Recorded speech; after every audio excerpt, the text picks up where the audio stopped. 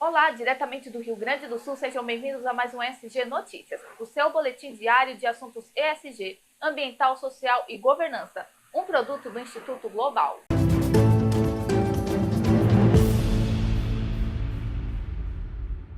O Instituto Global, a Magnitude, o Grupo Arnone, o IDEM e parceiros vão entregar mais toneladas de doações na região de Pelotas.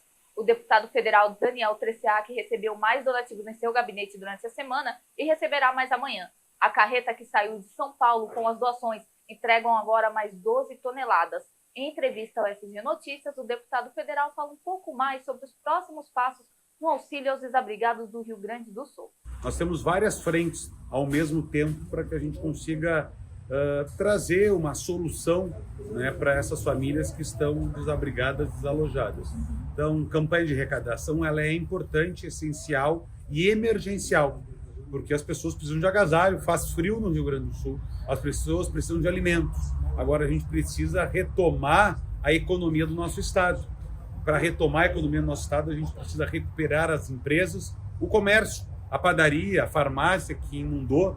A gente precisa recuperar as casas dessas famílias e fazer essa roda de novo ser um ciclo virtuoso, fazer andar. Porque, caso contrário, nós teremos essa situação por muito tempo. E é o que a gente não quer. A gente entende que o alimento, que a água, que a ração para os animais, ela é uma ação emergencial, urgente. Mas a gente tem que pensar a médio e longo prazo e, obviamente, que politicamente a gente também está fazendo isso. Seja junto ao governo do estado, seja junto ao governo federal em Brasília. Na última quarta-feira foi emitido alertas de tempestades em Porto Alegre e outras regiões do Rio Grande do Sul. Mas parece que essa chuva não estava prevista segundo a Prefeitura do Estado. Porto Alegre tem agora alagamentos em quase toda a região, com o nível da água subindo de forma bem rápida. A situação da BR-290, onde está localizada o estádio do Clube Esportivo Grêmio, também é grave, com o acúmulo de lixo, pessoas alojadas nas vias e casas submersas. Veículos também estão enfrentando problemas de congestionamento para entrar na capital. O prefeito de Porto Alegre, Sebastião Melo, afirmou que as chuvas não estavam previstas, mesmo a Defesa Civil do Rio Grande do Sul tendo emitido um novo alerta para chuvas intensas no estado. Além disso, ele também ressalta que a empresa CEE Equatorial é culpada pelos alagamentos, pois a empresa tinha desligado as bombas de drenagem de água sem avisá-lo. Pontos de Porto Alegre que não havia alagado estão começando a ter acúmulo de lixo.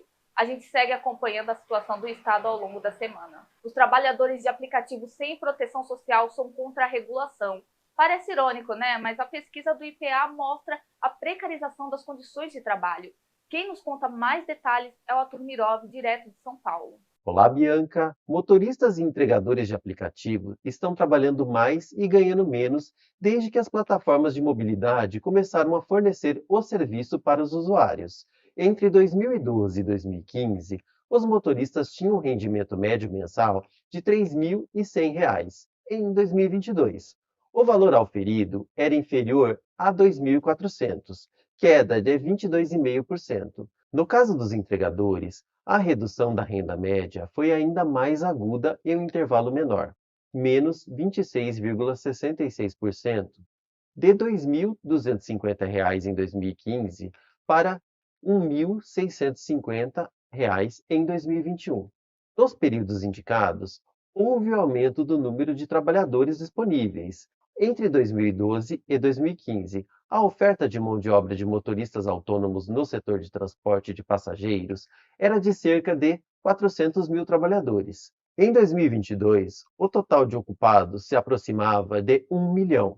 Já o número de entregadores inscritos nas plataformas saltou de 56 mil para 366 mil entre os anos de 2015 e 2021. E, Bianca, os dados citados foram apurados no estudo de plataformização e precarização do trabalho de motoristas e entregadores no Brasil, do Instituto de Pesquisa Econômica Aplicada, o IPEA. A partir de dados do Instituto Brasileiro de Geografia e Estatística, o IBGE, Pesquisa Nacional por Amostras de Domicílios Contínuas, o PNAD, tanto para motoristas quanto para entregadores, a média dos rendimentos dos trabalhadores inscritos nas plataformas era inicialmente superior à média dos ocupados em atividades semelhantes. Hoje, com rendimento menor e mais horas de trabalho, motoristas e entregadores que não têm carteira assinada, não recebem 13º salário e nem recolhem para o Fundo de Garantia por Tempo de Serviço, o FGTS. Também perderam a proteção da Previdência Social por falta de contribuição voluntária. Entre 2012 e 2018,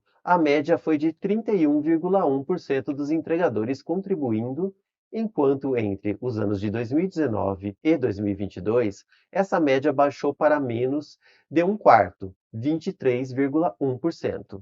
Voltamos com você, Bianca. O Shopping Pontal, que fica em Cristal, bem próximo ali do Beira Rio, abriga cães resgatados das enchentes causadas aqui no Rio Grande do Sul. Nós fomos lá e confesso que eu queria adotar todos os cãezinhos. João Quer nos mostra a rotina dos animais no abrigo. Em meio às enchentes no Rio Grande do Sul, a Defesa Civil já registrou mais de 12 mil animais resgatados. Porém, alguns deles precisam de mais do que abrigo. Eles precisam dos cuidados dos veterinários com uma atenção especial. E esse abrigo aqui na zona sul de Porto Alegre foi feito justamente para esses cachorros que têm algumas necessidades de cuidados especiais. É por isso que cada um deles tem um acompanhamento individual. Cada um tem uma fichinha preenchida 2 vezes por dia, falando sobre passeio, vômito, fezes, urina e alimentação. Assim, eles conseguem um acompanhamento especial até que tenham alta. A gente foi visitar alguns abrigos aí pelas cidades afora, aqui Canoas também, Porto Alegre, vários abrigos, e tem muitos animais debilitados. E como esses abrigos eles abrangem muitos animais, eles não têm um tratamento mais individual para cada um. E aqui a nossa ideia foi essa, começar a individualizar os tratamentos dos pacientes mais delicados, assim. Um exemplo é esse senhorzinho aqui, que além de estar bem assustado, ele tem um probleminha no fêmur. Ele está com o fêmur quebrado e, consequentemente, ele tem um probleminha de deslocamento. Graças ao trabalho do voluntariado e das doações que chegam aqui, a gente tem conseguido atender aí mais de 80 pets, né, que chegam aqui em estado bem prejudicado e que a gente consegue estabilizar, consegue, enfim, te afastar do risco de morte, né, e encaminhar para lares temporários, para doações temporárias, para que eles possam ter uma chance depois dessa tragédia toda. E esse cãozinho aqui, ó, ele está classificado como cão paraplégico. Por quê? Porque ele não mexe as patinhas de trás. Mas, segundo uma enfermeira, ele até sente o movimento da patinha. Então pode ser algo que venha a melhorar no futuro e que ele possa andar. Mas, é claro, por enquanto, ele vai precisar de um lar que consiga atender às suas necessidades especiais. A gente não sabe se esses animais têm ou não têm tutores. Então, neste momento, as pessoas que estão interessadas em adoção, a gente faz essa alocação em lares temporários. Se o tutor aparecer, aí esse adotante temporário, ele assina um termo, ele se obriga a devolver esse pet.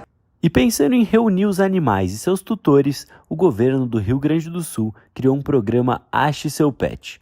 Em uma plataforma na internet, os tutores podem cadastrar fotos dos animais perdidos e os abrigos podem publicar os animais encontrados. É possível fazer uma busca filtrando por características físicas e possível localização. Talvez nem todos eles encontrem novas famílias tão cedo, mas por aqui eles vão receber o tratamento que precisam e o carinho que merecem, graças aos voluntários e às doações. É muito legal essa iniciativa e olha que se você quiser adotar, não deixe de visitar o local. Saindo um pouco do Brasil agora, vamos falar de um assunto preocupante. No México está fazendo tanto calor que macacos caíram de árvores já mortos pela onda de calor no país. De acordo com o veterinário Sérgio Valenzuela, as mortes dos macacos bugios foram causadas por um conjunto de fatores, entre calor intenso, a seca, incêndios florestais e dificuldade dos animais em encontrar água devido à extração de madeira. Na última segunda-feira, o presidente do México, Andrés Manuel López Obrador, afirmou que soube da morte dos animais pelas redes sociais. Ele parabenizou Sérgio Valenzuela e ofereceu apoio à iniciativa do veterinário. Além dos animais, o calor está afetando a vida de pessoas no país. No dia 9 de maio, 9 cidades registraram recordes de temperatura. Ciudad Vitória marcou 47 graus. O México tem apresentado chuvas abaixo da média e seca de lagos e represas. As autoridades enviaram caminhões-pipas para abastecer os hospitais e veículos do Corpo de Bombeiros. A falta de água também contribuiu para apagões de energia em algumas partes do país. Bom, o SG Notícias vai ficando por aqui. Se você quiser saber dessas e outras informações, acesse o nosso site globalsg.com.br e fique atento também às nossas redes sociais. Obrigada pela sua audiência e nos vemos na próxima edição. Até lá!